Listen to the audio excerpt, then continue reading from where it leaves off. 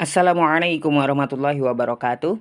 Ada yang request kepada saya, katanya tolong dong debatnya Bang Zuma dengan anak Batak ditampilkan jika ada. Nah, ini requestnya saya penuhi ya untuk teman-teman semuanya. Maka dari itu, tontonlah video ini sampai selesai. Semoga menjadi pelajaran bagi kita semua dan semoga menjadi jalan hidayah bagi orang yang di luar agama Islam. Siapkan cemilannya, kopinya, dan simak sampai selesai agar kita dapat menyimpulkan. Dan endingnya coba lihat nanti. Wah, wah, wah, wah. Baiklah, langsung saja kita simak videonya. Itu Ustadz Juma kawan-kawan. Itu Ustadz Juma. Mana Pak Ustadz ini? Silakan Pak Ustadz. Itu apa internet itu yang bermasalah Pak Ustadz? Di Medan ini internet ini apa Pak Ustadz? Stabil. Iya, sorry. Jaringan kok tiba-tiba keluar gitu. Suara saya kedengaran? Kedengaran Pak Ustadz? Oke, boleh dialog ya kita ya? Boleh, silakan Pak Ustadz. Silakan. Iya, tadi itu saya dengarkan ya, saudara saya ini paham Bible gitu ya kan. Nah, satu pekan ini saya membahas bahwasanya Yesus itu utusan Tuhan, itu betul. Diutus tapi kepada untuk Bani Israel saja. Sementara saudara kan bukan anak Israel gitu loh. Nah, itu gimana ceritanya tuh? Kok bisa orang Batak ngaku-ngaku sebagai pengikut Yesus, sementara Yesus itu diutus hanya kepada domba yang hilang. Nah, orang Batak itu kan bukan domba, bukan Bani Israel. Gimana itu, Saudara Rudi? Oke, aku jawab ya Bang. Oke. Jadi Tuhan Yesus itu diutus kepada domba yang hilang dari Bani Israel. Itu Alkitabiah ya. Artinya Ustaz ini tidak mengada-ngada itu. Itu Alkitab. Untuk menggenapi hukum Taurat itu, karena hukum Taurat itu hanya untuk orang Israel. Tetapi Tuhan Yesus berkata di dalam Yohanes 10 ayat 16, bagiku ada domba dari kandang yang lain. Makanya ketika Tuhan Yesus hendak naik ke surga dalam Matius 28 ayat 19, Tuhan Yesus berkata, jadikan bangsa Islam mereka dalam. Jadi karena ada perintah itu Pak Ustaz. Iya, tapi yang dimaksud domba dulu, apa itu domba ini dulu yang harus dipretelin. Jadi kalau domba mau di luar kandang, mau di luar kandang, mau di atas atap atau di lantai, yang namanya domba itu apa? Domba itu apa dulu? Oke, baik. Masih ada lagi domba di luar kandang ini. Maksudnya apa gitu loh? Oke, umat Allah. Iya, di mana itu dalilnya bahwa domba itu adalah umat Allah? Ya, domba itu sebutan untuk umat Allah, Pak. Domba itu sebutan untuk umat Allah. Domba itu di dalam Yeremia 23 nomor 2 itu disebut domba karena mereka Bani Yakub. Di dalam Yeremia 50 nomor 17, domba itu adalah Bani Israel. Nah, itu domba umat Allah. Iya. Nah sekarang saudara sebagai orang Batak, apakah Bani Yakub? Ya, bukan. Tetapi gini, Bang. Bukan. Nah, Oke. ya, Terus dengarkan dulu ya. Ya. Keselamatan hanya datang dari bangsa Yahudi. Nah, Yes. Ya, itu Tuhan Yesus sendiri loh yang bilang ya. Keselamatan hanya datang dari bangsa Yahudi dalam Yohanes 4. Nah, kita yang di luar Yahudi ini sedang mengambil keselamatan yang dari Yahudi tersebut. Makanya kita mau menyembah Tuhannya orang Yahudi. Itulah makanya kita satu akidah dengan orang Yahudi.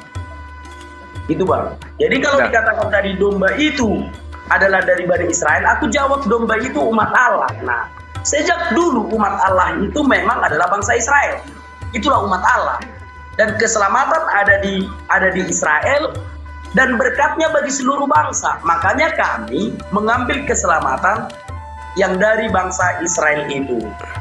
Nah, jadi ketika Tuhan datang ke dunia setelah menggenapi hukum Taurat dan telah menunjukkan hukumnya kepada bangsa Israel, maka Tuhan berfirman di dalam Matius 28 ayat 19 bahwa orang-orang Yahudi, orang-orang Israel yang sudah menerima Yesus waktu itu diperintahkan oleh Tuhan Yesus untuk menjadikan seluruh bangsa murid Tuhan Yesus dan membaptis mereka dalam nama Bapa dan Anak dan Roh Kudus, gitu Bang. Iya, jadi ya harusnya jadikanlah murid semua ras muridku. Lah ras dari muridnya Yesus. Ras murid Yesus itu kan cuman Bani Israel, 12 suku ras itu. Makanya Yesus dikatakan di dalam Matius 15 nomor 24, aku diutus hanya kepada domba yang hilang dari umat Israel. Domba adalah Bani Yakub. Maka ketika silakan. Oke, sekarang bagaimana dengan Yohanes 1 ayat 29? Lihat anak domba Allah yang menghapus dosa dunia. Silakan. Iya, dunia yang dimaksud di sini memang semuanya. Nah, Yesus datang mengajarkan Tuhan itu cuma satu dan dia adalah utusan Tuhan. Di pemahaman ini itu keliru. Misalnya agama yang lain yang tidak menerima Yesus sebagai utusan Tuhan dan menerima Tuhannya Yesus sebagai satu-satunya Tuhan, itu keliru semua. Yesus datang menyadarkan semua manusia bahwa dia adalah utusan Tuhan. Bani Israel harus percaya dia adalah utusan Tuhan. Orang Yahudi harus percaya dia utusan Tuhan. Dan Tuhan yang diajarkan adalah satu-satunya Tuhan. Orang Israel harus percaya, orang Indonesia harus percaya, siapapun itu harus percaya. Tapi dia diutus khusus untuk orang Israel saja. Aku diutus hanya kepada domba yang hilang dari umat Israel. Umat di sini etnos. Etnos Israel artinya ras Israel. Kita bukan ras Israel. Jadi kalau kita nyamar-nyamar ya kita serigala dong jadinya. Kan gitu. baik. Dah? Ya, silakan. Oke, baik. Ya, kita membenarkan itu ya, bahwa orang Israel ini adalah umat perjanjian Syukran. Allah. Ya. Iya, silakan. Bangsa Israel ini adalah umat perjanjian Allah. Kita membenarkan itu. Tetapi mereka telah menjadi berkat bagi banyak bangsa. Itu tidak bisa kita bantah. Artinya, berkat yang diberikan kepada Yakub dan keturunannya mengalir ke seluruh bangsa, gitu loh. Bisa nggak Pak Ustadz memahaminya? Iya, tahu. Kami umat Islam paham. Allah Ya, Subhanahu. Nah, Umat ya, sebentar dulu. Bagaimana tanggapan Pak Ustadz atas perkataan Pak Ustadz sendiri? Kok bisa orang Batak atau orang Indonesia mengambil keselamatan yang dari Yahudi ini?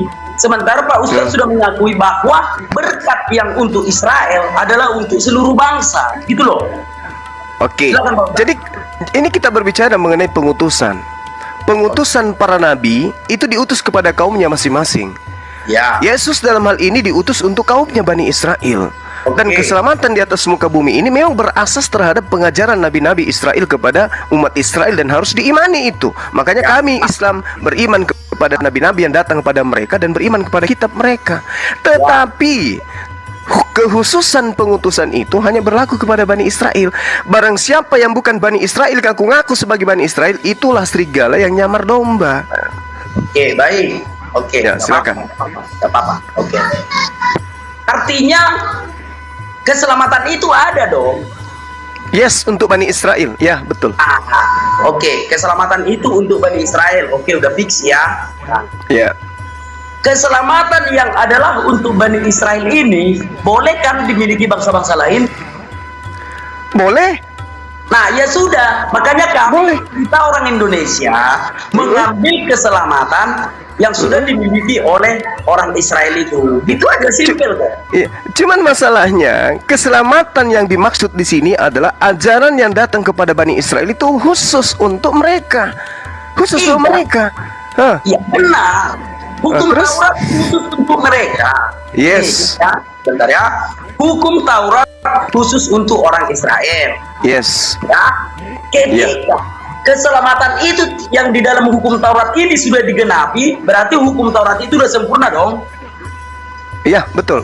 Sudah Oke. disempurnakan oleh Yesus, betul. Ya, sudah disempurnakan oleh Tuhan Yesus. Nah, ketika hukum ini sudah sempurna, hukum ini boleh kan dipakai oleh orang-orang bangsa-bangsa lain? Nggak boleh, karena itu hanya untuk mereka. Nah, di sini masalah. Di sini masalahnya apa legalitas standing yang Anda gunakan bahwa itu untuk Anda keselamatan itu? Baik, untuk seluruh bangsa, bukan untuk saya. Iya, untuk seluruh bangsa, tapi bangsa Israel, bangsa Yahudi. Oh, bangsa Yahudi sekarang gini. Coba Anda baca Abang bisa nggak bedakan Yahudi dengan Israel? Coba abang bedakanlah dulu, biar jangan apa. Ya, Yahudi itu agama, Israel itu adalah nama lain daripada Yakub. Ada lagi? Yahudi itu bang, ya. Nama lain dari suku Yehuda. Nah, Terus? itu Terus? dia. Nah, jadi Terus? mereka ini umat Allah ini Israel. Terus? Hukum Taurat ini untuk orang Israel. Ketika Yesus menggenapi hukum Taurat ini, artinya ada keselamatan. Setelah tergenapi hukum Taurat ini, ada keselamatan di Yahudi. Benar kan Pak Ustadz? Iya, untuk mereka. Oke. Nah, Untuk Yahudi memang betul. ya. Makanya Tuhan Yesus berkata di dalam Yohanes 4 itu tuh, keselamatan hanya datang dari bangsa Yahudi. Nah, Terus? ketika Pak Ustadz ingin memperoleh keselamatan itu, kan bisa Pak Ustadz mengambil keselamatan yang daripada Yahudi ini agar Pak Nggak Ustadz bisa. selamat juga. Nggak bisa, itu kita disebut serigala, nyamar Bani Israel berarti. Karena yang disebut itu adalah orang yang mengaku pengikut Yesus tapi tidak. yang disebut serigala adalah bukan Yahudi ngaku-ngaku sebagai pengikut Yesus. Ya, sebentar ya. Mana Pak Ustadz Iya, baru silakan. itu masih ngebleng ya, sebentar ya. Yesaya. Oke. Kita lihat dulu kawan-kawan di dalam Yesaya 60 ya, kita para nabi. Oke. Nah, sekarang aku bacakan ya untuk kita semua ya kawan-kawan ya. Bangkitlah, menjadi teranglah, sebab terangmu datang dan kemuliaan Tuhan terbit atasmu. Nah, itulah tadi untuk orang Israel itu ya. Sebab sesungguhnya kegelapan menutupi bumi dan kekelaman menutupi bangsa-bangsa. Tetapi terang Tuhan terbit atasmu dan kemuliaannya menjadi nyata atasmu, Israel. Bangsa-bangsa berduyun-duyun datang kepada terangmu dan raja-raja kepada cahaya yang terbit bagimu. Itu dalilnya Pak Ustadz, itu kitab para nabi. Ketika terang itu sudah tergenapi di Israel, maka ayat 3, bangsa-bangsa berduyun-duyun datang kepada terangmu. Salah satunya Indonesia yang ikut berduyun-duyun datang ke terang yang ada di Israel ini. Itu Pak Ustadz. Oke. Saya ingin tahu dulu, utusan terakhir yang diutus oleh Tuhan kepada Bani Israel menurut saudara siapa? Ya, oke, baik. Tuhan Yesus Kristus adalah penggenapan dari semua kitab para nabi. Oke, berarti Yesus. Ya. Oke, tolong tunjukkan kepada saya bahwa Yesus diutus untuk kepada seluruh umat manusia. Pengakuan dari mulutnya sendiri, silakan. Siap. Matius 28 ayat 19 itu, Pak Ustaz. Matius 28 kan saya sudah jelaskan, parententes on mateteusate, jadikanlah murid semua ras muridku. Oke, baik. Yohanes 1 ayat 29. Ya, domba yang menyelamatkan manusia, menyelamatkan dunia. Terus sama masalahnya.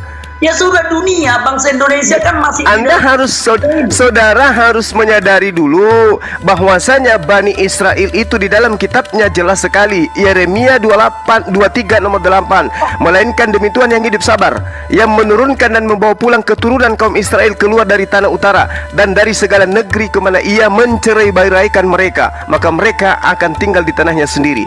2. Di dalam kitabnya orang Yahudi diterangkan bahwasanya Yeremia 23 nomor 3, dan aku sendiri akan mengumpulkan sisa-sisa kambing dombaku dari segala negeri kemana aku mencerai-beraikan mereka. Aku akan membawa mereka kembali kepada mereka. Mereka akan berkembang biak di tempatnya sendiri. Lalu kemudian yang kita harus pahami di sini adalah ketika Tuhan menyatakan bahwasanya Bani Israel itu sudah dicerai-beraikan, artinya domba-domba Israel itu menyebar kemana-mana dan Tuhan kemudian ingin mengembalikannya. Dan yang disebut domba seperti misalnya dalam Hakim-Hakim 20 nomor 26, kemudian pergilah semua orang Israel, yakni seluruh bangsa itu, lalu sampai ke Betel, seluruh bangsa. Tetapi yang bangsa yang maksud ini hanya Bani Israel. Sama ketika di dalam silakan. Oke, baik. Nah, jadi ketika aku katakan tadi Matius 28 ayat 19 itu, jadikan semua bangsa muridku. Pak Ustadz membantahnya, itu hanya bangsa Israel. Yes. Lalu aku bikin lagi dalil di dalam Yohanes 1 ayat 29. Lihat anak domba Allah yang menghapus dosa dunia. Lagi-lagi Pak Ustadz membantah. Sekarang aku keluarkanlah satu lagi, dan sebenarnya masih banyak lagi. Kisah Para Rasul 4 ayat 12. Di bawah kolong langit ini tidak ada satu nama pun yang diberikan untuk manusia yang olehnya kita bisa beroleh keselamatan. Ingat Pak Ustadz, di bawah kolong langit ini, kalau di dalam Matius tadi dikatakan jadikan seluruh bangsa muridku, Pak Ustadz masih bisa membantah, itu maksudnya bangsa Israel. Nah, sekarang dalam Kisah Para Rasul 4 ayat 12, di bawah kolong langit ini, nah di bawah kolong langit ini loh, Pak Ustadz masih hidup di bawah kolong langit kan? Tidak ada satu nama pun yang bisa menyelamatkan, hanya Tuhan Yesus Kristus. Nah, silakan Pak Ustadz. Oke, baik. Saya ingin tahu nama Yesus dalam bahasa Ibrani apa? Bahasa Aram apa? Yesua. Yesua. Sebelum anak Maria menggunakan kata Yesua, siapa yang lebih dulu menggunakan nama Yesua ini? Yahweh. Oh, manusia, Bung, di bawah kolong langit yang menggunakan nama Yesua sebelum Yesus anak Maria siapa? Oke, manusia. Oke. Ya, Ketika Allah sedang menyelamatkan bangsa Israel dari Mesir ke tanah milik pusaka mereka di Palestina, maka yang menyelamatkan itu, yang membawanya itu disebut juga Yesua, karena arti dari Yesua adalah Yahweh menyelamatkan. Nah, gitu. Jadi ketika mereka bereksodus dari Mesir ke tanah milik pusaka mereka di Palestina, perjalanan mereka ini diselamatkan Allah, maka yang menyelamatkan mereka disebut juga Yesua, sebab Yesua artinya adalah Allah menyelamatkan. Gitu, silakan Bang. Jangan dipelintir, Bung. Ada manusia, asisten daripada pelanjut hukum Taurat bernama Yesua. Yesua itu bin Nun, anak laki-lakinya Nun. Jadi kalau nama Yesua bin Nun yang lebih dulu. Bukan. Karena Yesua itu Yesua bin Nun. Itu Yesua bin Nun. Bentar ya. Yesua bin Nun itu manusia. Dia manusia. Dia yang mengajarkan hukum Taurat. Iya. Beda. Nah, nama Yesus itu kan belakangan di abad pertama. Yesua bin Nun itu abad keberapa? Oke. Yesua bin Nun ini adalah abdi Musa. Nah, betul. Nama Yesua kan? Nah, namanya Yesua kan? Nama itu nama dia, nama panggilan Musa ini gitu. Iya, berarti lebih dulu dia menggunakan nama Yesua daripada anak Maria. Pak Ustadz gini lah, udah tahu aku. Karena yang memiliki nama Yesua atau nama Yesus itu bukan hanya Yesus sendiri, gitu maksud Pak Ustadz kan? Oke, itu benar. Pemain sepak bola pun ada Gabriel Jesus. Di Jawa Timur ada juga yang bernama Yesus. Tapi bukan itu maksudnya. Yang dimaksudnya dalam Allah menyelamatkan ini adalah Yesua Hamasia atau Adonai Yesua Hamasia. Jangan karena namanya sama maka Pak Ustadz pukul rata. Jangan begitu. Nanti gini sebentar. Nanti kalau aku bantah tentang nama Yosua bin Nun yang kepadanya mengabdi Kaleb, maka Pak Ustadz akan mengatakan lagi, bukan dia aja yang punya nama Yesus, ada Gabriel Jesus, pemain Manchester City. Nah, kalau ku bantah nanti itu, maka Pak Ustadz akan pergi lagi, ada namanya di Jawa Timur Yesus. Jadi jangan gunakan dalil-dalil seperti itu Pak Ustadz, malu kita. Nama bisa saja sama, tetapi juru selamat yang dimaksudkan di dalam Kisah Para Rasul 4 ayat 12 yaitu Adonai Yesua Hamasia atau Tuhan Yesus Kristus yang mati di kayu salib. Banyak nama yang sama, banyak yang meniru-niru, tetapi hanya satu yang asli. Dia yang mati di kayu salib, Adonai Yesua Hamasia. Silakan Pak Ustaz. Iya, Anda kan cuma menambah-nambah. Yang dimaksud di dalam Kisah Para Rasul itu kan tidak merujuk kepada Adonai. Coba Anda perhatikan dalil Anda di situ, saudaraku. Di situ dikatakan bahwasanya adalah keselamatan, dan keselamatan tidak ada di dalam siapapun juga selain di dalam Dia, sebab di bawah kolong langit ini tidak ada nama lain yang diberikan manusia, hanya Dia. Tapi faktanya Yesus sudah lebih dulu diberikan nama itu. Nama bisa saja sama. Kayak mana sih cara berpikir Pak Ustadz, jadi malu aku. Kan dikatakan begini, kan dikatakan begini, Bung. Kolong di bawah kolong langit ini tidak ada nama lain yang diberikan kepada manusia. Oke, baik. Yesus lebih dulu. Adalah sekarang gini aja. Siapa yang mengatakan itu? Kita kayak sebab nuzul aja lah kita. Ke sabab nuzul. Siapa yang mengatakan itu? Lukas. Si Lukas ini siapa? Asistennya Paulus, menteri agama Kristen. Nah, Paulus mengatakan seperti itu. Pak Ustadz dia apa, Ustaz? Galatia 1:16 dia mengaku sebagai rasul. Ini pengakuan Paulus, ini pengakuan sebab nuzul, Pak Ustadz. Kita beri silakan. sebab nuzul. Sekarang iya, kita silakan. Kisah Para Rasul 4 ayat 12. Ya. Iya. Kisah Para Rasul ini ditulis oleh siapa? Oke, baik. Ditulis oleh murid-murid Tuhan Yesus ya. Jujur dong, dia ditulis Lukas ini. Ya, Lukas murid Tuhan Yesus dari ke-70 murid. Santo Lukas, Santo Markus. Ada dalilnya Lukas murid Yesus? Mana coba bisa tunjukkan? Silakan saudara, bisa tunjukkan. Tunjukkan murid yang ke-70 ada nama Lukas di sana berdasarkan dalil yang keluar dari mulut Yesus sendiri. Silakan. Sesuai dengan surat yang dikirim oleh Santo Ignatius ke Roma. Oh, kirain sesuai dengan Yesus. Di dalam surat yang ditulis oleh Santo Ignatius ini, di situ ada nama ke-70 murid Tuhan Yesus dan di dalamnya ada Lukas dan Santo Markus. Sekarang kita ke Asbabun Nuzul dulu ya. Asbabun Nuzul. Iya. Di dalam Silakan. Kisah Para Rasul 4 ayat 12. Kenapa Pak Ustadz mengatakan yang berbicara di sini adalah Lukas? Apa alasannya? Sementara di sini kita tahu yang berbicara di sini adalah Petrus. Kalau kita baca dari ayat 1, ketika Petrus dan Yohanes sedang berbicara kepada orang banyak, jadi yang mengucapkan ini adalah Santo Petrus, yaitu murid Tuhan Yesus. Artinya ketika Petrus berkata, di bawah kolong langit ini tidak ada satu nama pun yang olehnya kita beroleh keselamatan selain di dalam Dia. Artinya Petrus sudah pasti merujuk kepada Tuhan Yesus, karena Santo Petrus adalah muridnya Tuhan Yesus. Bukan kepada dia atau Yesua yang ada yang lain, bukan kepada Gabriel Jesus yang pemain Manchester City, bukan kepada Wak Yesus yang ada di Jawa Tengah. Karena yang berbicara di sini kan Petrus. Silakan Pak Ustaz. Oke, baik. Jadi ini sudah terbantahkan ini. Jelas sekali. Yesua itu kan jelas sekali nama yang diberikan dari Tuhan kepada manusia kan bukan pertama dia, bukan Yesus yang pertama. Ketika Anda mengatakan ini adalah Petrus yang berbicara, betul, ini menurut pengakuan Lukas. Lukas mengatakan Petrus berkata, kan gitu.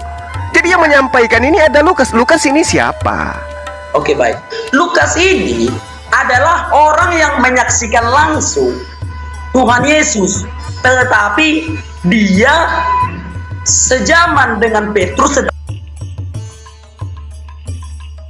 dia lebih muda daripada ketika Tuhan Yesus dan murid-murid yang 12 ini. Banyak orang mengikuti mereka, dan salah satu dari mereka itu adalah Santo Lukas. Gitu loh Pak Ustadz. Tidak bisa, karena Petrus itu diutus untuk orang-orang yang bersunat. Artinya Petrus diutus untuk orang Yahudi. Lukas bukan orang Yahudi. Lukas Petrus gini, udah bersalahan. Lukas sedangkan Yahudi Pak Ustadz. Lukas di mana dalilnya? Coba Di mana dalilnya Lukas orang Yahudi? Silakan. Oke, baik. Sebentar ya. Lukas bin, kalau orang Yahudi kan ada binnya. Lukas bin. Sebentar Pak Ustadz, sebentar ya. Dalam Lukas 10 ayat 1 sampai 12. Sudah, Tuhan Yesus mengutus 70 murid. Dan di dalamnya ada Santo Lukas dan Santo Markus. Mana dalilnya? Silakan Pak Ustadz.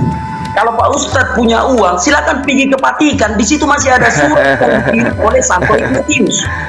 Kalau semua harus dituliskan di dalam kitab suci ini Pak Ustadz, maka tidak akan cukup bisa setebal ini Pak Ustadz. Sebab penulis kitab suci hanyalah orang-orang Yahudi gitu loh. Semoga Pak Ustadz paham. Kalau nggak gini, kira-kira begini aja. Silakan Pak Ustadz Google di internet, buka KGK, Katekismus Gereja Katolik, lalu cari informasi di sana. Iya, kalau itu saya sudah tahu. Sebentar dulu Pak Ustadz, sebentar dulu. Lalu carilah di sana Santo Lukas dan Santo Markus, maka nama mereka akan ada di dalam surat yang dikirim oleh Santo Ignatius. Tidak dicatat secara implisit di dalam Alkitab. Yang dicatat adalah dalam Lukas 10 ayat 1 sampai 12 bahwa Tuhan Yesus juga melantik 70 murid di luar 12 murid yang sudah dilantiknya. Gitu Pak Ustadz. Nah, sekarang kita kembali ke fokus. Tadi Pak Ustadz mengatakan di bawah kolong langit ini tidak ada satu nama pun yang boleh menyelamatkan kita, hanya di dalam Dia. Siapapun yang membaca kisah para rasul 4 ayat 12 ini, kata dia di situ merujuk kepada Adonai Yeshua Hamasia, bukan kepada Yesus yang lain atau Gabriel Jesus pemain sepak bola atau Yesus yang ada di Jawa Tengah. Gini loh, kenapa cara Ustadz memandang itu jadi turun 10 km ke belakang?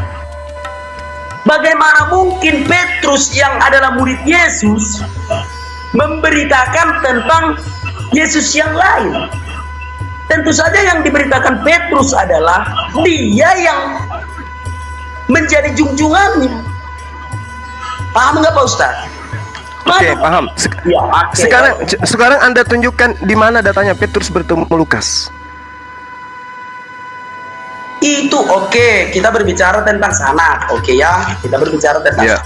Kan Lukas bercerita tentang Petrus. Anda mengatakan dia ke 70 murid, di salah satu di 70. Mana datanya Petrus bertemu dengan orang Romawi bernama Lukas ini? Mana datanya, Bang? Baik. Dalam Lukas 10 ayat 1 dan 12, Tuhan Yesus mengutus atau menunjuk 70 murid yang lain. 70 murid yang lain sebelum Tuhan Yesus disalib. Tuhan Yesus menunjuk 70 murid yang lain, dan ketika Tuhan Yesus menunjuk 70 murid yang lain, tentu saja Petrus bersama dia, karena Petrus adalah salah satu dari 12 murid. Cara berpikirnya seperti itu Pak Ustaz. Contoh nih, Tuhan Yesus kan sudah punya 12 murid. Kemanapun Tuhan Yesus pergi, ke-12 muridnya mengikuti dia. Nah, di satu saat Tuhan Yesus menunjuk 70 murid, dan di dalamnya ada Santo Lukas dan Santo Markus. Tentu saja Santo Petrus yang adalah salah satu dari ke-12 murid tentu saja menyaksikan. Ah gitu, silakan Pak Ustaz. Iya, itu kan asumsi Anda, Bung. Yang saya sekarang gini, apakah mungkin jemaat Yesus itu diantaranya ada orang Romawi? Oke, baik ya. Kita tidak bisa lari dari konteks sejarah.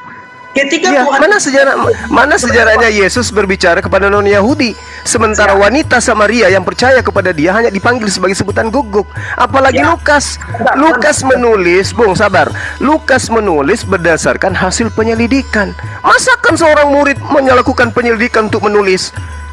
Kalau murid tidak melakukan penyelidikan, karena dia menerima wahyu, menerima wahyu. Kenapa dia melakukan penyelidikan? Kalau dia murid, silakan. Ada seorang raja. Sekarang udah dua itu. Yang pertama tadi, kenapa Yesus berbicara kepada non-Yahudi? Nah, konteks sejarah tidak bisa hilang dari iman kekristenan.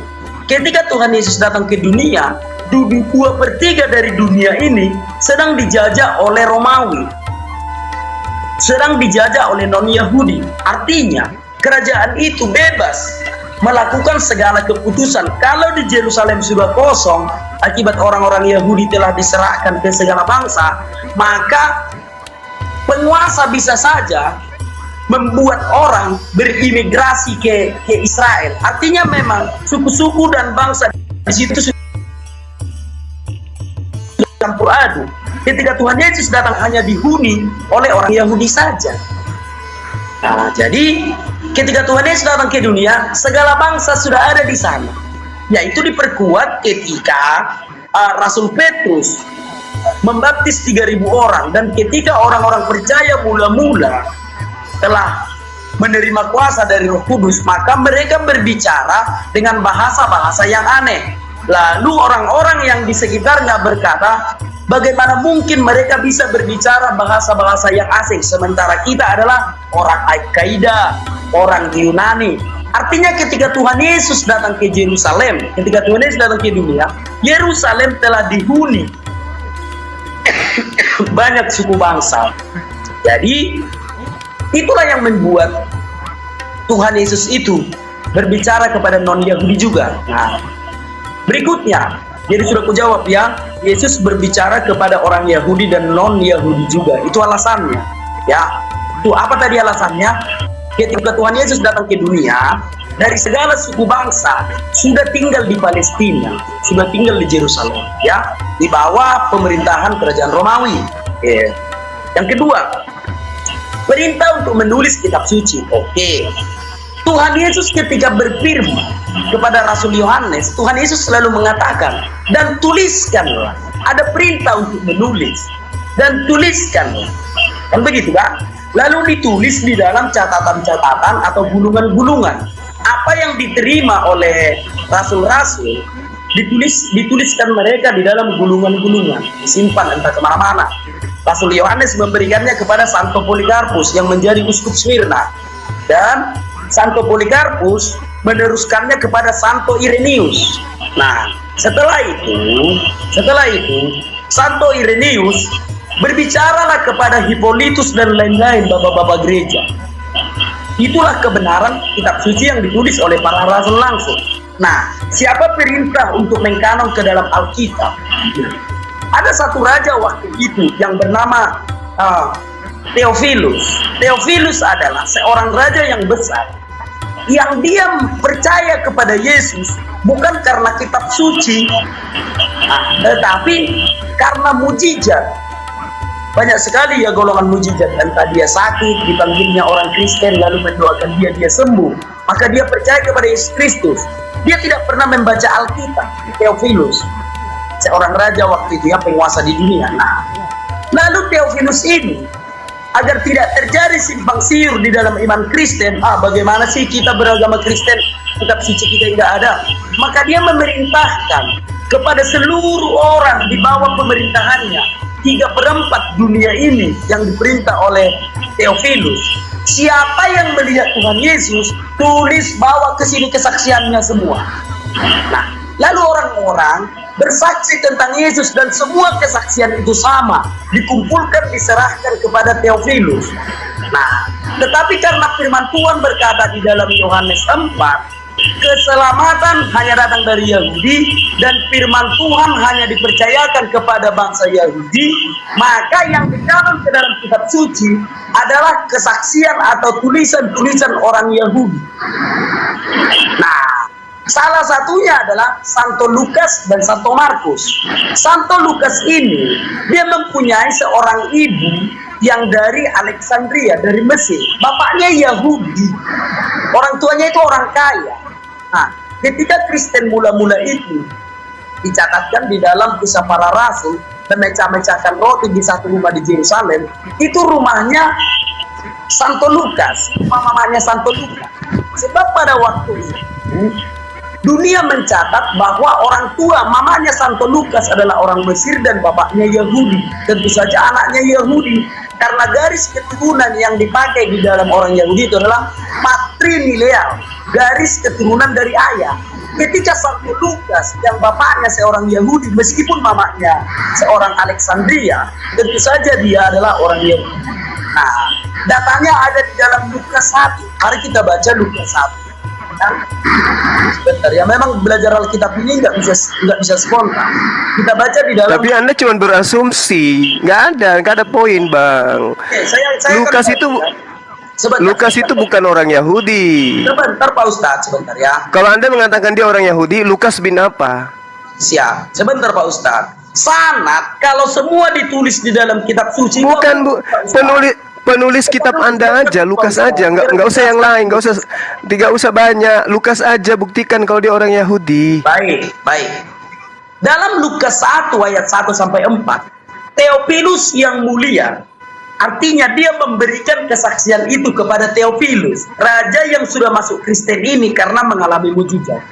Lukas 1 ayat 1 sampai 4. Theophilus yang mulia, banyak orang telah berusaha menyusun suatu berita tentang peristiwa-peristiwa yang telah terjadi di antara kita, seperti yang disampaikan kepada kita oleh mereka yang dari semula adalah saksi mata dan pelayanan firman. Karena itu, setelah aku menyelidiki segala peristiwa itu dengan seksama dari asal mulanya, aku mengambil keputusan untuk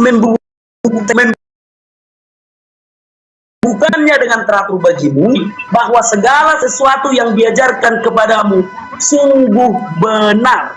Itu disampaikan oleh Santo Lukas kepada Theophilus. Kenapa penguasa waktu itu Theophilus ini bisa memerintahkan atau menerima nasihat atau buku yang sudah dibukukan secara teratur? Kenapa dia bisa mempercayakan Lukas? Karena Santo Lukas ini adalah saksi mata Tuhan Yesus, saksi mata pelayanan firman. Sejak Tuhan Yesus lahir, sampai Tuhan Yesus terangkat ke surga, sampai murid-murid menjadi martir, Santo Lukas adalah saksinya, dan dia adalah orang Yahudi. Seandainya Santo Lukas bukan orang Yahudi, dia tidak bisa memberikan kesaksian tentang firman Tuhan kepada Theophilus. Gitu Pak Ustadz, silakan. Iya, jadi gini Bung, Anda berapi-api menjelaskan, tapi Lukas mana buktinya menjadi saksi? Kalau dia menjadi saksi, dia tidak melakukan penyelidikan. Bahkan dengan adanya Theophilus ini membuktikan bahwa Lukas ini bukan murid. Karena mustahil kemudian ada seorang Yunani yang diberikan sebuah kitab yang berasal dari Yesus. Yesus itu khusus untuk Bani Israel saja. Sementara Theophilus, Anda kan tahu sendiri bagaimana kemudian. Ya, sabar dulu. Jadi kalau Anda hanya mengatakan bahwa Lukas itu murid, Lukas itu saksi, mana bukti? Nggak ada bukti. Karena kenapa? Lukas ini adalah sahabat intim dari Markus dan juga Paulus. Mereka adalah seorang yang akrab. Mereka asisten. Lukas ini asisten daripada Paulus. Nah sekarang permasalahannya, Paulus sendiri mengaku di Galatia 1, 16, 17, aku diutus kepada orang-orang yang tidak bersunat, berarti non-Yahudi. Nah sementara di dalam pengakuan Paulus sendiri, Galatia 2 nomor 14, orang yang tidak bersunat adalah orang yang hidup secara kafir.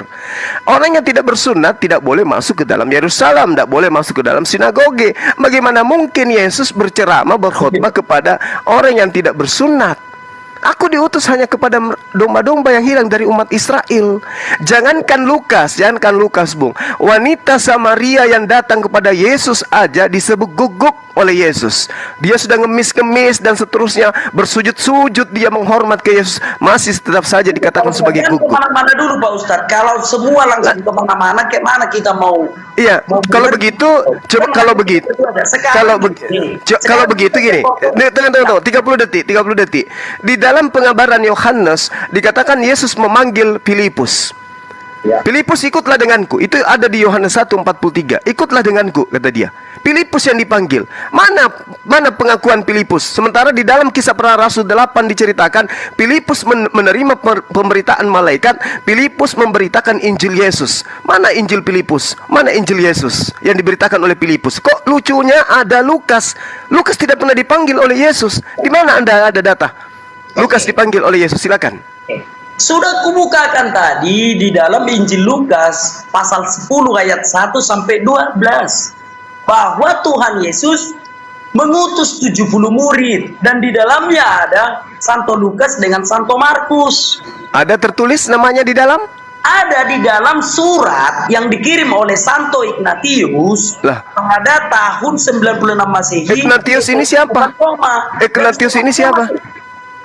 Dan suratnya masih ada sampai sekarang. Iya, Ignatius itu siapa? Siapanya Yesus Ignatius itu? Santo Ignatius ini adalah orang non-Yahudi. Itu dia, makanya murid murid sudah saya sudah paham itu. Pembelaan Anda pasti akan ke sana. Matius 10 nomor 5 nomor 6, Yesus berpesan kepada ke-12. Jangan kemana-mana. Yesus berpesan kepada ke-12 muridnya agar jangan ke bangsa lain. Apa iya muridnya akan ke bangsa lain kalau ada pesan kayak gitu? Jangan melompat-lompat dulu Pak Ustaz. Ingin ke Anda yang melompat.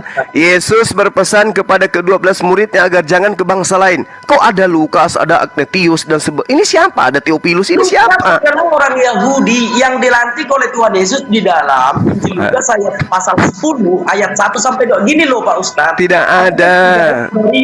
Aku menjawabkan dari iman Kristen Pak Ustaz. Ya tapi kan tidak ada. Datanya kan tidak ada. Tidak ada datanya. Matius 10. Ya udah Bapak Silakan. Oke. Matius 10, Yesus berpesan kepada ke-12 muridnya agar jangan ke bangsa lain. Pahami itu dulu, Oke, saudaraku. Kemudian kepada murid-murid Yesus ada pembantai datang, ada serigala buas yang menganiaya murid-murid. Dan kemana-mana. Ini Lukas. Ini Lukas siapa? Kita bahas sanad dulu Pak Ustaz. Iya, coba. Oke, baik. Yesus adalah penerima firman. Dia adalah penyampai firman. Filipus kita sudah tahu. Filipus dipanggil oleh Yesus. Tolong tunjukkan di mana Yesus. Anda mau bicara sanad kan? Di mana Yesus memanggil Lukas. Oke, Sanad. baik. Anda tahu sanad? Mata rantai penyampaian. Silakan Anda tunjukkan Yesus bertemu dengan Lukas. Ya. Di dalam Lukas 10 ayat 1 sampai 12, Tuhan Yesus mengutus 70 murid selain dari ke-12 murid. Dan di dalam ke-70 murid ini ada nama Santo Nanta karena surat yang ditulis oleh Mana dalilnya di Lukas 10? Lukas 10 ayat Di Lukas 10 mana? Lukas 10 ayat 1 sampai 12, di situ dijelaskan bahwa Tuhan Yesus mengutus ke-70 murid di luar ke-12 murid ini. Dan nama-nama ke-70 murid ini di dalamnya ada Santo Markus dan Santo Lukas, dan Mana? manuskripnya ada di Vatikan. Silakan Pak Ustadz sendiri yang pergi ke Vatikan. Di situ ada paling dekat ke gereja Katolik. Contoh. Ya, yang menulis surat itu siapa? Sebentar dulu Pak Ustadz. Kalau aku ngomong, Pak Ustadz juga ngomong, siapa yang mau dengar? Kalau Pak... Enggak, saya tanya silakan. Oke. Anda berapi-api Kalau Pak tapi Ustadz, nonsen. dengar dulu, Pak. Kalau Pak Ustadz tidak punya ongkos untuk pergi ke Vatikan, apakah di dekat rumah Pak Ustadz ada gereja Katolik? Tanyalah pastor itu. Tanyalah pastor itu. Nama ke-70. Dengar dulu, matikan dulu deh mic-nya Pak Ustadz. Matikan dulu biar di sini diskusi apa, ganti-gantian kita bicara ya. Kalau Pak Ustadz tidak punya ongkos ke Vatikan untuk melihat ke-70 murid Tuhan Yesus ini, ada di dekat rumah Pak Ustadz gereja Katolik, tanyalah pastor itu. Nah, itu lebih dekatnya. Gitu loh. Artinya Bapak jangan membantah apa yang memang sudah menjadi fakta. Gitu loh. Pak Ustadz bertanya, aku menjawab. Ke-70 murid ini di dalamnya ada Santo Lukas dan Santo Petrus. Datanya ada di Vatikan, manuskripnya masih ada di Vatikan. Kalau Pak Ustadz tidak punya uang ke Vatikan, datang ke gereja Katolik, tanya pastornya, pastor, kata anak Batak, betul enggak? Di dalam Lukas 10 ayat 12, Tuhan Yesus mengutus ke-70 murid. Apakah di ke-70 murid ini ada nama Santo Lukas dan Santo Markus? Pak Ustadz silakan tanya ke pastor itu. Kalau Pak Ustadz nggak percaya kata-kataku gitu. Jadi jangan memaksakan kehendak. Aku hanya memberitahukan saja gitu loh. Aku hanya memberitahukan saja kalau berbicara tentang sanad. Nah, kita kembali ke topik ya. Iman kita memang berbeda Pak Ustadz. Ya pasti aku tahu dong agama Pak Ustadz. Aku tidak mau membicarakannya. Tetapi kalau membicarakan tentang Alkitab, buang dulu doktrin yang mengatakan kitab jatuh dari langit. Di dalam kekristenan, Injil itu bukan satu kitab yang jatuh dari langit, bukan. Bagi kami itu dongeng. Hal-hal seperti itu. Kami belum ada satupun orang Kristen di muka bumi ini yang percaya ada buku jatuh dari langit. Itu cerita dongeng dan dipopulerkan oleh orang-orang Yunani dulu pada abad keempat gitu. Artinya Injil itu adalah kabar baik. Injil, kabar baik. Apa itu kabar baik? Yesus itu kabar baiknya. Bukan suatu kitab Injil yang jatuh dari langit, gitu loh Pak Ustadz. Nah, lalu Injil ini apa? Injil ini adalah kesaksian yang ditulis oleh murid-murid Tuhan Yesus tentang apa yang dilakukan Tuhan Yesus dan apa yang diperintahkan Tuhan Yesus. Itulah yang ditulis oleh murid-murid Yesus Itulah yang dinamakan Injil. Bukan satu kitab yang jatuh dari langit. Biar jangan salah tanggap. Belajar Alkitab, lupakan dulu doktrin yang ada di otak itu, gitu loh. Semoga Pak Ustadz paham. Silakan Pak Ustadz. Saya tidak ada pernah mengatakan kitab jatuh dari langit gitu ya. Cuman yang kita permasalahkan ini ketika saudara mengatakan di dalam Lukas 10 ada nama Lukas di sana. Padahal kalau Anda belajar, sekali lagi kalau Anda belajar dengan pakai akal, Lukas 10 jelas sekali Lukas tidak menuliskan dirinya di sana.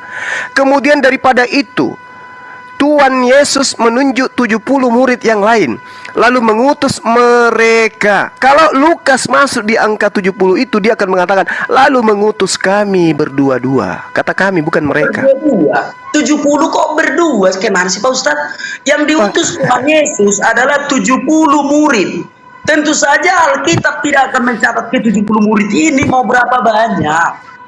Makanya salinannya itu ada di Vatikan.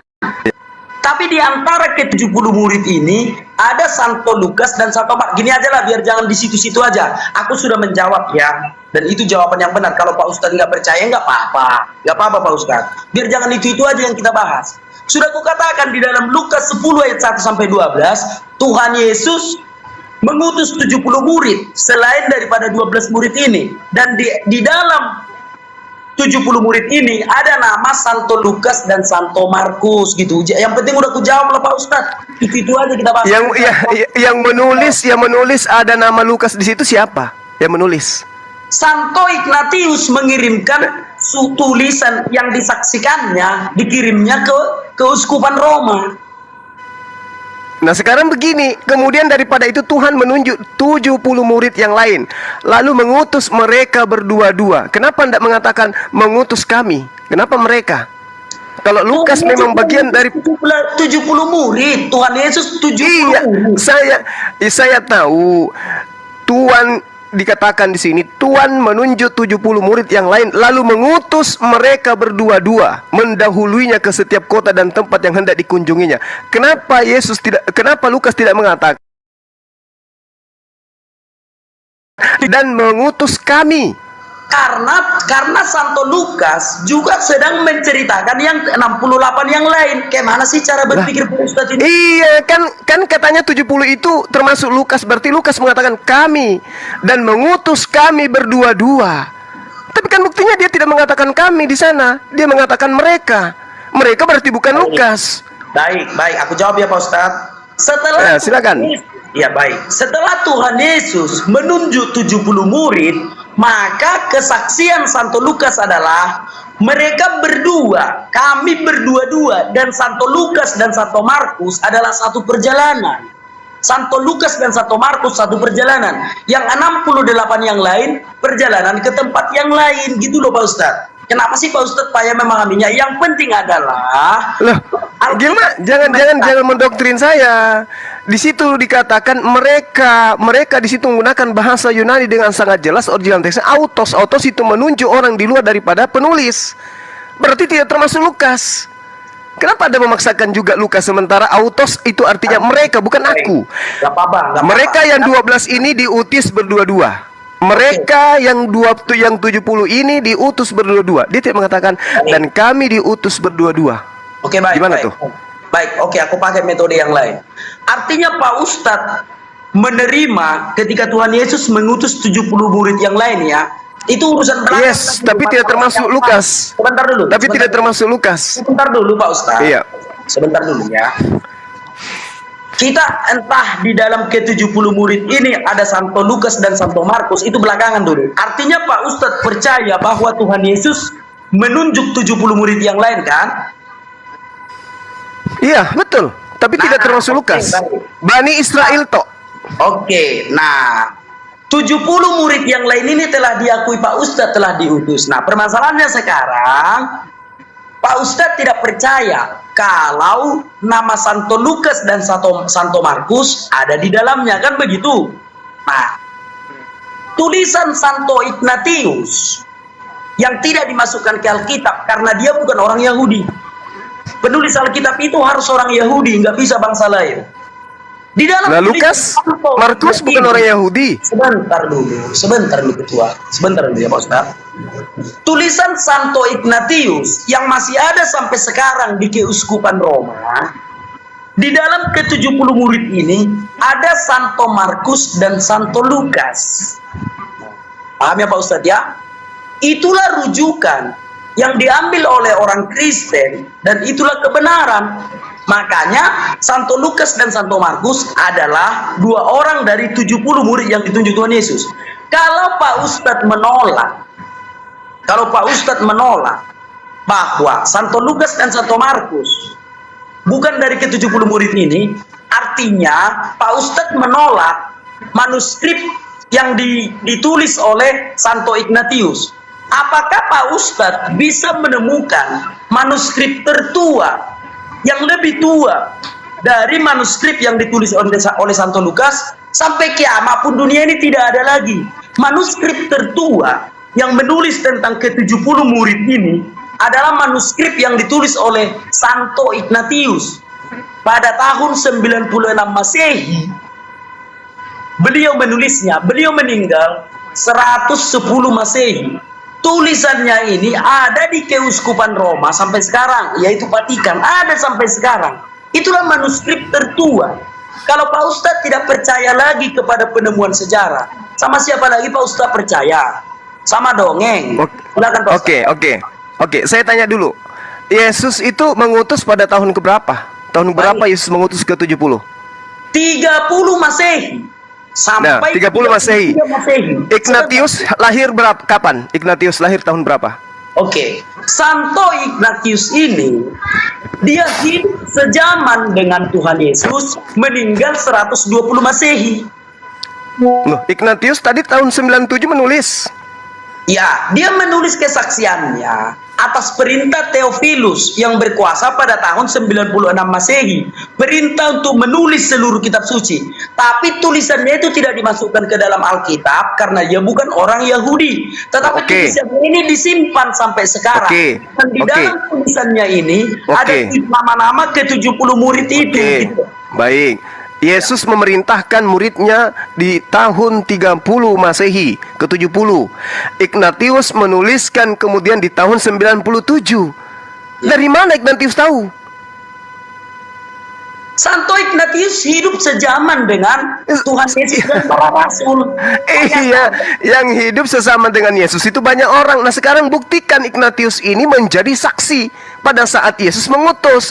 Dan kalau Anda mencari manuskrip, nggak usah terlalu jauh manuskrip. Lukas sendiri mengakui bahwa yang ke-70 murid itu bukan dirinya. Itulah kesalahan Pak Ustadz. Lu kok kesalahan? Saya kan sudah bilang, Paul, tunggu. Lukas mengatakan mereka, autos. Kemudian daripada itu, Tuhan menunjuk 70 murid yang lain. Lalu mengutus mereka, bukan mengutus kami. Kalau mengatakan mengutus kami, berarti Lukas juga ada di dalamnya. Mengutus mereka berarti Lukas tidak termasuk. Anda membawa Ignatius apostolik, orang non-Yahudi di zaman para rasul. Lah, apa hubungannya dengan Yesus, dengan dia ini?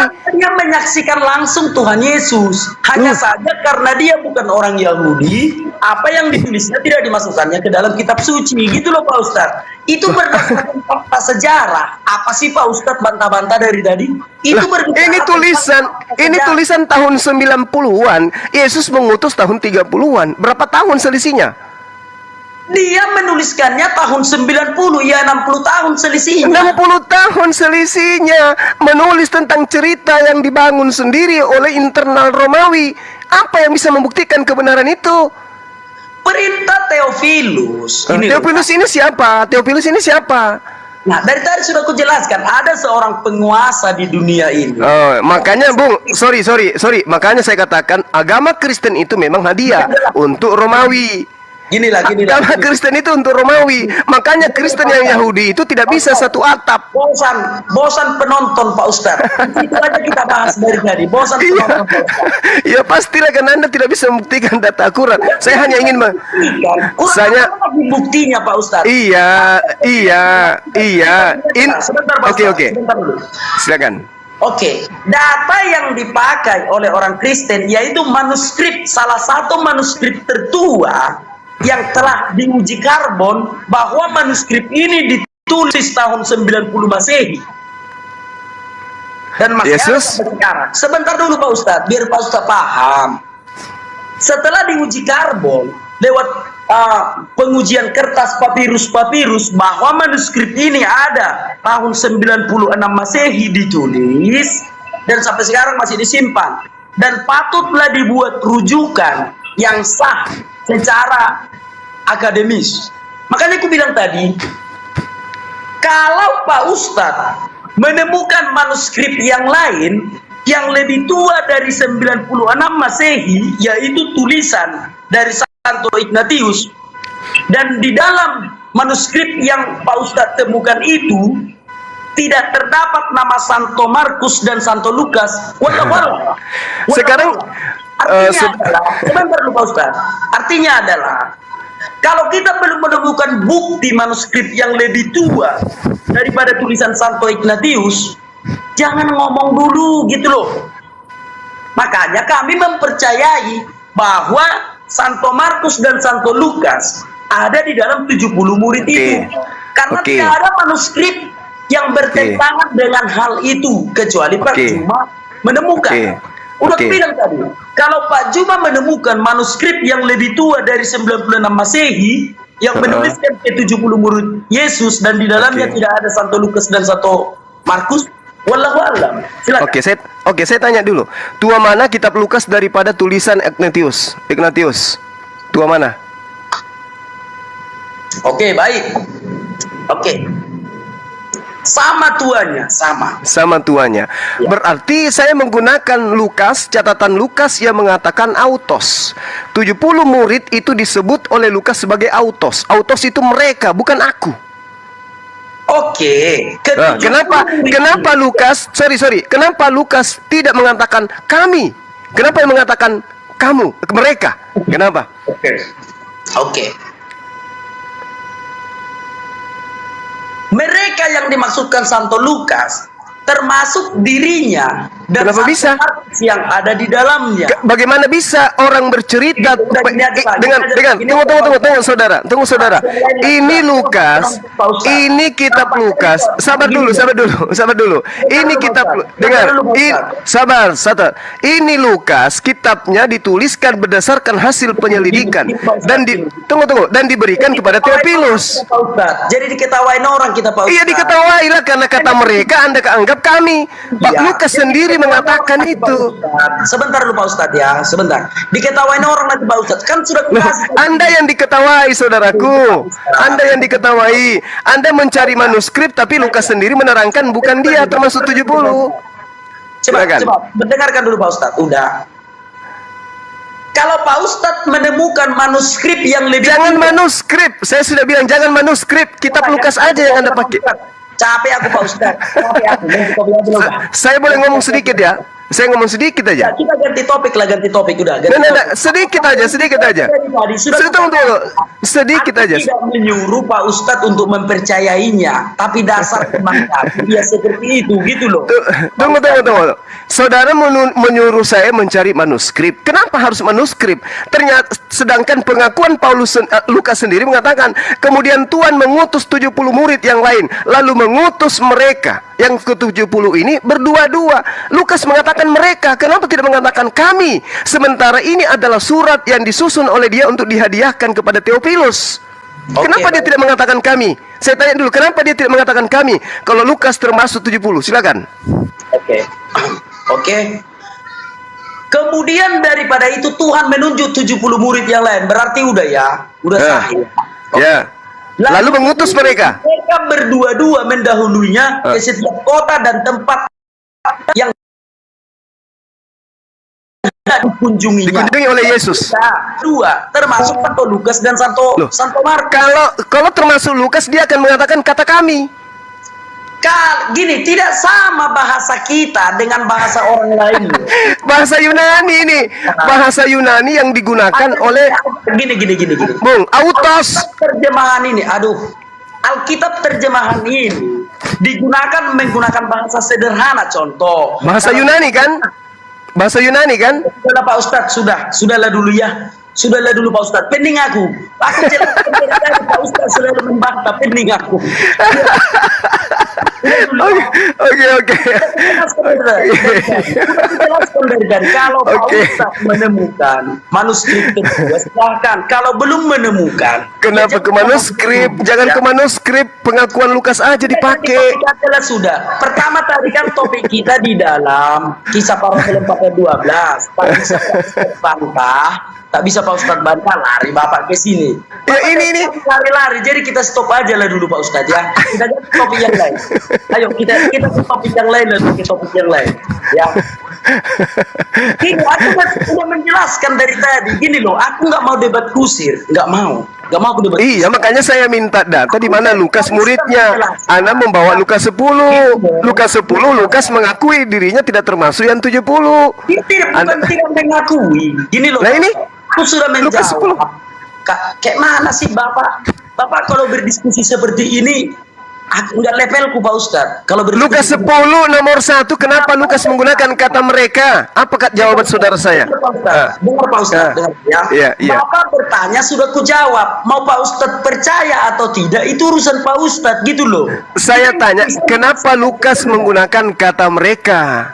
Pak Ustadz Iya. harus menunjukkan Heeh. kualitas Bapak di sini. Lah, Bapak ini Lukas 10 nomor 1, kata mereka. Sekarang beginilah aku bilang. Kok kualitas? Sudah, beginilah aku bilang. Iya. Kalau aku bertanya sama Pak Ustadz, Iya. lalu Pak Ustadz sudah membantah. Iya. Jawab Pak Ustadz itu aku bantah lagi. Iya, Lalu dibantah kalau- karena tidak sesuai dengan data. Harus Anda bantah karena tidak sesuai dengan data. Di sini Lukas mengatakan ke-70 itu adalah mereka, bukan kami, bukan aku. Sudahlah. Gimana ceritanya? Sudahlah. Udah aku bilang tadi, ke-70 murid ini, di antaranya ada nama Santo Lukas dan Santo Tapi Markus. Lukas mengatakan mereka.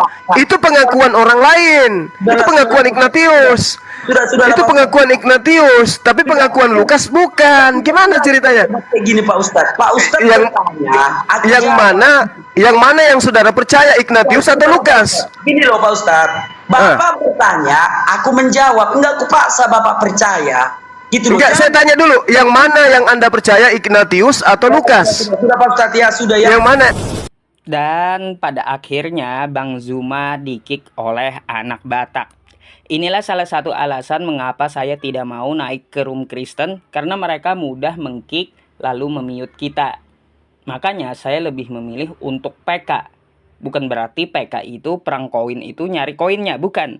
Tetapi di situ, di dalam PK itu, dia tidak dapat memute saya maupun nge-kick saya. Dan ada waktu timernya. Itulah salah satunya ya mengapa saya senang PK, karena apa yang kita sampaikan itu pasti akan terpenuhi di dalam waktu kita. Mereka tidak bisa nge-mute, tidak bisa juga nge-kick gitu ya teman-teman. Nah, bagaimana kesimpulannya? Coba tuliskan di kolom komentar. Insya Allah ya video ini bermanfaat. Share sebanyak-banyaknya. Barakallahu fiik. Assalamualaikum warahmatullahi wabarakatuh.